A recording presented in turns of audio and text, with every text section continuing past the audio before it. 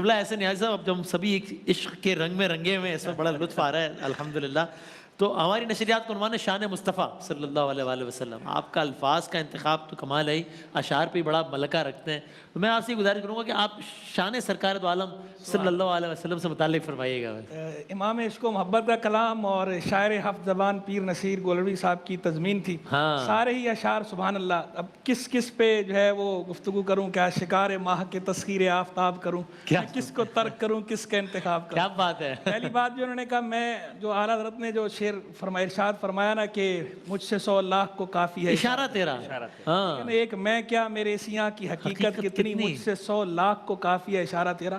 اعلیٰ حضرت کے بھائی برادر اعلیٰ حضرت مولانا حسن رضا خان رحمہ اللہ، شہنشاہ سخن استاد زمان ان کا لقب ہے. وہ خود بھی بڑے قادر الکلام شاعر تھے. تو ان کا ایک جو ہے وہ شعر، کتاب بند شعر، وہ کہتے ہیں خلد پہ زاہدوں کی یہ دھوم تھی، اچھا کوئی جانے گھر یہ ان کا ہو گیا. خلد پہ زاہدوں کی یہ دھوم تھی، کوئی جانے گھر یہ ان کا ہو گیا. غول ان کے آسیوں کے آئے جب، چھٹ گئی سب بھیڑ رستہ ہو گیا. کہ جب ان کے آسیوں کے غول آئے تو وہ زاہدوں کی بھیڑ ساری چھٹ گئی، رستہ ہو گیا. کہ پہلے چاہے نہ جب تک غلام، خلد ہے سب پہ حرام. ملک تو ہے آپ کا تم پہ کروڑوں درود، ملک تو ہے آپ کا تم پہ کروڑوں درود. نعمتیں جن کی کھا رہے ہیں، گیت ہم انہی کے گا رہے ہیں. حضور جان عالم صلی اللہ علیہ وسلم نے ارشاد فرمایا انما انا قاسم واللہ یعطی.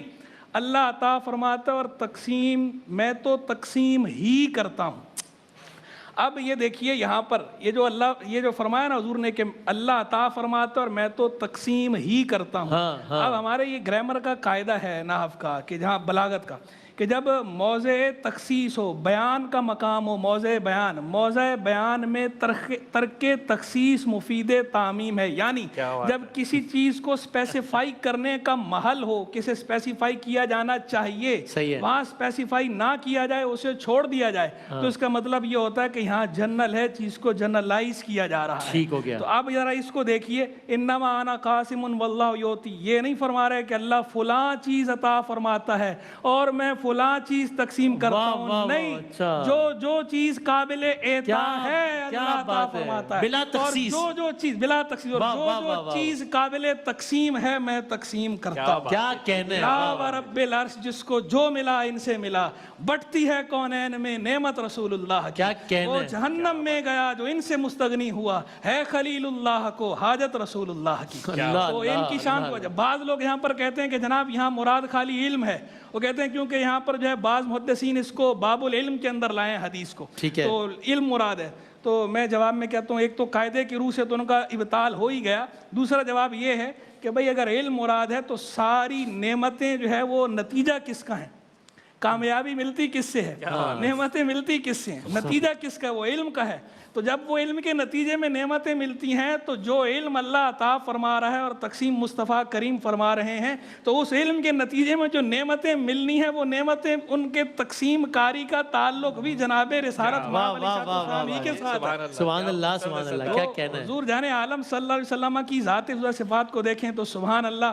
وہ اعظم چشتی مرحوم کا مجھے شعر یاد آ گیا. انہوں نے کہا آپ حسن کے سارے زاویوں کو ذہن میں رکھیے گا. ٹھیک. چاہے اس کا تعلق حسن صورت کے ساتھ ہو، چاہے اس کا تعلق حسن سیرت کے ساتھ. سارے زاویوں کو ذہن میں رکھیں. ایک دفعہ اس کی گلمپسز جو ہے، جھلکیاں اپنے ذہن میں جو ہے وہ دہرائیں. اس کے بعد جو آدم چشتی کا یہ شعر سنیں. آدم چشتی مرحوم نے کہا کہ سمجھا نہیں ہنوز میرا عشق بے ثبات، تو کائنات حسن ہے یا حسن کائنات. کیا بات ہے. واہ واہ واہ واہ واہ. کیا کہنا. سمجھا نہیں تو کائنات حسن ہے یا حسن کائنات. بھائی واہ واہ واہ واہ. سبحان اللہ سبحان اللہ. کیا کہنے. سبحان اللہ سبحان اللہ. واہ واہ واہ واہ.